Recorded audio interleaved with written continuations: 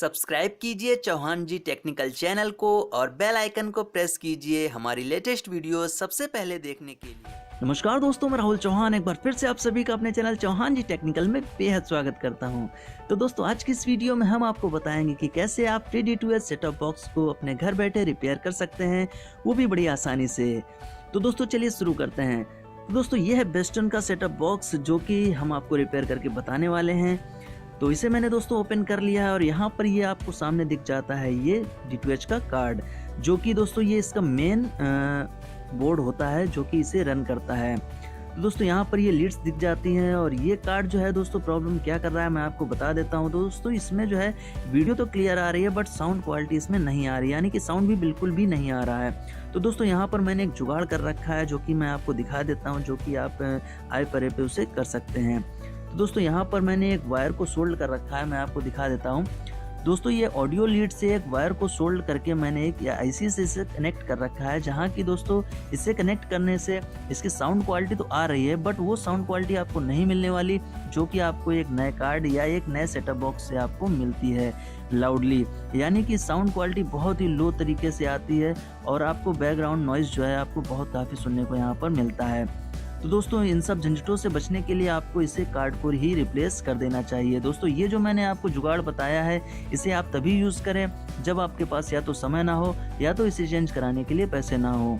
तो दोस्तों ये तो है जुगाड़। और यहाँ पर ये जो आईसी है 45580, ये जो है ये साउंड के लिए मेन तरीके से होती है, यानी कि इसे अगर आपको मिल जाती है किसी पुराने कार्ड की या किसी शॉप पर, वैसे ये मिलती नहीं है और अगर मिल जाती है तो इसे चेंज करके आप जो है बड़ी आसानी से साउंड प्रॉब्लम की समस्या का निवारण कर सकते हैं। और ये दोस्तों मैंने कर रखा है अभी फ़िलहाल जंपर लगा के जुगाड़ू काम। तो इसे आप तभी करें जब आपके पास समय या पैसा ना हो। तो चलिए हम दोस्तों यहाँ पर आपको कार्ड रिप्लेस करके बताएंगे कि कैसे आप अपने सेटअप बॉक्स के कार्ड को रिप्लेस कर सकते हैं। तो दोस्तों यहाँ पर पीछे जो है ये 4 लीड्स के बीच जो है आपको एक नट दिख जाता है, जिसे दोस्तों आपको खोल लेना है। और ये नट जो है आपके इस कार्ड को जो है आपके सेटअप बॉक्स से कनेक्ट करके, यानी कि जोड़ कर रखता है, मूव नहीं होने देता है। दोस्तों इस नट को आपको खोल लेना है। और दोस्तों ये जो जुगाड़ मैंने आपको बताया है इसे आप तभी यूज़ करें जब आपके पास समय या पैसा ना हो, यानी कि ये जुगाड़ कुछ दिनों के लिए चलाने के लिए तो बेस्ट है। वैसे रिस्की होता है, कार्ड पूरा शॉर्ट होने का डर रहता है, लेकिन आप इसे कुछ दिनों तक चला सकते हैं अगर आपके पास समय ना हो। और जैसे ही समय आपको मिलता है तो आप इसे कार्ड को ही रिप्लेस करना ज़्यादा बेस्ट समझें। और अगर आपको आईसी मिल जाती है तो ये 2 ही कारण हैं जिसमें आप आईसी चेंज करके या फिर आप कार्ड चेंज करके ही इस समस्या का समाधान कर सकते हैं। तो दोस्तों इन वॉशरों को निकाल लेना है और ये नट को खोल के ये जो यहाँ पर आपकी इस वाले में जो आपके एंटीना से केबल आती है वो कनेक्ट होती है, इन्हें दोस्तों आपको खोल लेना है और इस कार्ड को बाहर निकाल लेना है।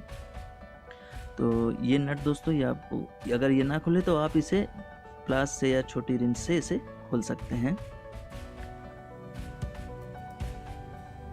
दोस्तों ये कार्ड जो है आपको बड़ी ही आसानी से आपके लोकल मार्केट शॉप पे मिल जाता है, जो कि 200 से 250 के बीच मिल जाता है। दोस्तों मैंने ये कार्ड को 220 रुपये का परचेज़ किया है और ये सस्ते भी मिल जाते हैं। वैसे ये चाइनीज़ होते हैं, इनकी कोई गारंटी नहीं होती है। दोस्तों इस नट को भी निकाल लेना है और इसे आपको खींचकर बाहर इसे निकाल लेना है। दोस्तों इसे निकालने के बाद इसमें जो ये प्लग लगे हुए हैं ये सप्लाई का है, ये पावर सप्लाई का, इसे आपको निकाल लेना है। बड़ी आराम से निकालना है, एक भी वायर टूट ना पाए वरना दिक्कत आ सकती है। दोस्तों इसे भी आपको निकाल देना है, ये यहाँ से कनेक्ट होता है।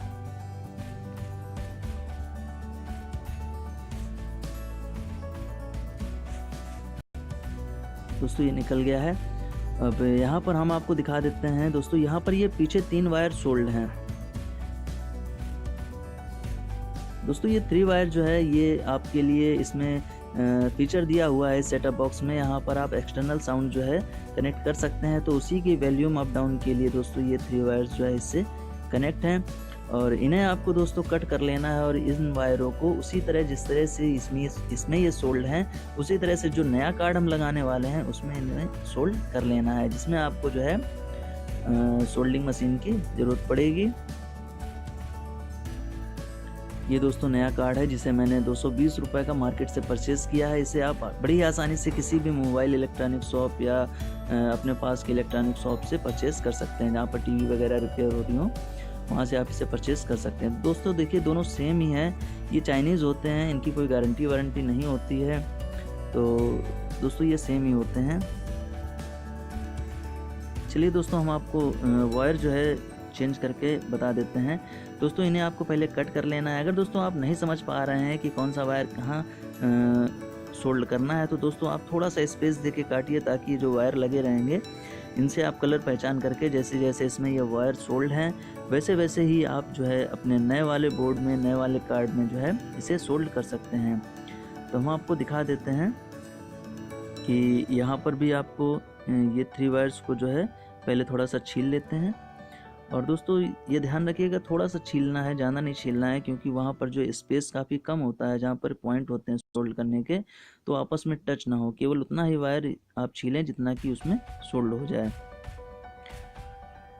तो दोस्तों ये तीनों वायर जो है हमने छील लिए हैं और हम आपको दिखा देते हैं कि पुराने वाले कार्ड में जो है दोस्तों कहाँ कहाँ पर कौन कौन से कलर का वायर सोल्ड था, और ये सोल्डिंग आयरन से आपको उसे सोल्ड कर देना है। यहाँ पर दोस्तों आप देख सकते हैं कि यहाँ पर वाइट वाला जो तार है ये फर्स्ट वाले पॉइंट पर, और ग्रीन वाला जो है बीच वाले पर, और ब्लू वाला जो है वो लास्ट वाले पर। तो दोस्तों इसी तरह जो है आपको नए कार्ड में भी इन तीनों वायरों को उसी तरह से सोल्ड कर देना है जैसा कि उसमें सोल्ड थे। यहाँ पर भी दोस्तों आप उसी तरह 3 पॉइंट देख सकते हैं जैसे कि उसमें थे। यहाँ पर आपको तीनों वायर उसी तरह से सोल्ड कर देने हैं। दोस्तों यहाँ पर मैं सोल्ड कर चुका हूँ और ये सोल्ड हो चुके हैं यहाँ पर तीनों वायर। इसी तरह से आपको यहाँ पर सोल्ड कर लेने हैं, वाइट, ग्रीन एंड ब्लू। जिस तरह से भी आपके कलर के वायर हों उसी तरह से आप जैसे हटाएं वैसे ही लगा दें। मेन मतलब यही है इसका समझाने का। और दोस्तों इसे कार्ड को उसी तरह से फिट कर दें जैसा कि आपने इसे निकाला था। इन पिनों को लगाने के बाद दोस्तों इसमें जो बीच में एक नट लगा हुआ था उसी तरह से इसमें जो है इसका नट आपको लगा देना है।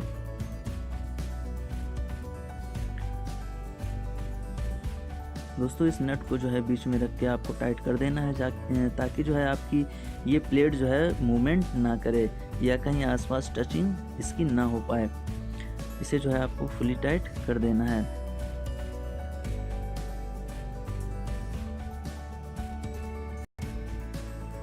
दोस्तों इसे टाइट करने के लिए आपको जो है ये स्क्रू ड्राइवर की मदद से इसे टाइट करना होगा, और इसे थोड़ा सा सेंटर में ला के आप देख सकते हैं ये दोस्तों ये सेंटर में आ गया, और इसे सेंटर में ला के जो है फुल टाइट इसे कर दें। और दोस्तों इसे टाइट करने के बाद जैसे कि आपने ये जहाँ पर आपकी ये एंटीना से आई हुई केबल लगती है उनसे ये वाशर और नट निकाले थे, उसी तरह से दोस्तों इनमें वाशर और नट लगा के इसे टाइट कर देना है।